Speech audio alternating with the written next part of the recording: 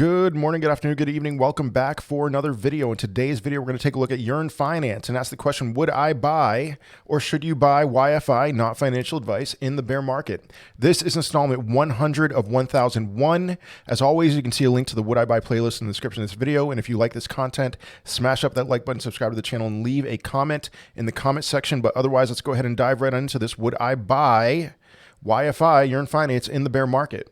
Well, listen, there's a lot that I like about Yearn Finance. It is an aggregate, a DeFi aggregator, a place that is intended to maximize yield by bringing many options to the table when it comes to staking and farming, pooling, all that stuff. I like Yearn Finance. I believe that it has a position here. I believe that for the most part, we know what Yearn Finance is going to be. But I think you can tell by the tone of my voice that this is not something that I am specifically looking for when it comes to buying low and selling high. And that is fine. It's a finished product, just like other things we looked at. Uniswap, Aave, we know what those things are. Yearn Finance is very much like that. And not only that, but looking at their price action and looking at their tokenomics, and they just recently, not all that recently, a few months ago, they passed a new tokenomic structure that is going to make this not susceptible to wild swings. I talked about Algorand. They're doing something very similar. There are certain cryptocurrencies and certain platforms, certain layer ones, whatever, that just they don't want to be a part of the pump and dump thing, you know? And Yearn Finance is one of those. Algorand, like I said, and that makes sense to me. If I were a cryptocurrency blockchain, I was behind the scenes on one of these cryptocurrencies, I would not want a cryptocurrency that does what, you know, a 50x and then loses 99% of its value in the bear market. I would want something more stable. And Yearn Finance is more like that, and they're trying to become more like that. Now, yeah, Yearn Finance did peak over $70,000, and you might be confused, over $70,000. This is a cryptocurrency with a total supply and a max supply of 36,666. You know, you compare that to Bitcoin, 21 million Bitcoin, 36,000 YFI. So of course, yeah, you see a price of $8,000 and you're like, wow, this thing's worth a lot. Well, no, not entirely. The market cap is ranked number 110. So you can see other cryptocurrencies that are worth fractions of a penny that have a higher market cap. This is, you know, that's just the way it is. That's the way their tokenomics is structured. Nothing wrong with that. I think that's the intention is something similar to Maker, which, you know, Maker went down more than 90%, and same for Yearn Finance, but they don't want to be a part of the, you know, well, one day this thing's going to do a 1,000x and reach $1 type thing. Perfectly fine. Now, I do want to talk about a couple things here looking at their tokenomics. So some things that I really like. I mean, one, their market cap is fully diluted. In other words, there's never going to be, it's almost fully diluted. I mean, by what? I'm seeing a circulating supply of less than, it's fully diluted. Let me back up for a second. Their market cap is fully diluted.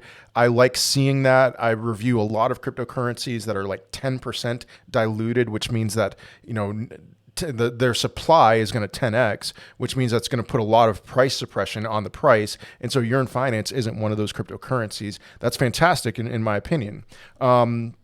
But when it comes to the idea, like what I was talking about with buying low and selling high, this might not put in a higher high next cycle, and that might be considered a success in the minds of those who are behind this. And so let me just talk about what this new proposal is. It's a proposal that I like, and the effects is what would keep me away from buying low and selling high.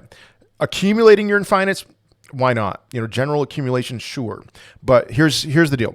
Yearn has decided to make governance pay. Yield aggregator Yearn Finance has closed the vote on its new tokenomics. Once implemented, holders of its YFI governance token will need to stake their tokens to participate in governance. But in doing so, they will be able to earn more YFI. Well, if the market cap is fully diluted, if the supply, is fully diluted, where are they going to get these staking rewards? That's the question that this article then answers. So Yearn will use protocol profits to buy YFI tokens off the open market and distribute it back to stakers while also maintaining a fixed operational fund of $30 million. The proposal passed with 99% of YFI voters supporting the change. YFI is trading 35% higher since the vote closed. This is an old article from December. So anyway, that was inspired by Curve, another one that I would say more like a finished product. I already reviewed Curve, but that's an interesting proposal. They are going to, Yearn makes money. They make money by having a certain amount of value locked on their platform. It is not free, but it does reap rewards, which Yearn benefits from that. And they are then going to, in turn, give that to those who stake. Some of that, not all of it, but some of that to those who stake. The intention of that, I think I already read that, is to prevent price swings. So I think maybe I didn't read that yet, but if you were to read this article on thedefiant.io, what it says is that the reason why what they're trying to do is to remove that supply that's out there, not all of it, but some of it, so that the supply is more stable and more fixed.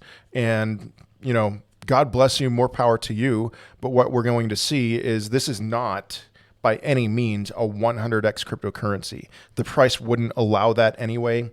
Going from 8,000 to 800,000. Just you think about the psychology of retail. Retail is going to want to stay away from this. So not a 100x, maybe not even a 10x, which that would mean that it pretty much would not put in a higher high this time around, and that's okay. Yearn Finance is comfortable with who they are. I'm sure they're doing whatever they can behind the scenes to grow this platform, to grow its earnings, to reward its holders, all that stuff. That sounds fantastic. But this is one when it comes to, do you want that 10x, 20x, 100x, whatever, you've got to look in a different direction. And they probably would want you to look in a different direction. They want investors. They want people who are going to buy and hold this for much longer than, the typical pump and dump. They will get the typical pump and dump crowd. But if I were to buy this, I would be selling around a 702 retracement or around a price of $55,000 or so. But anyway, that is all I have for today. I would love to hear your thoughts in the comment section of this video. Will you be buying Yearn Finance in the bear market? Maybe I'm crazy. I'm always an open book. So let me know your thoughts in the comment section of this video. Otherwise, I will see you in another video. Peace.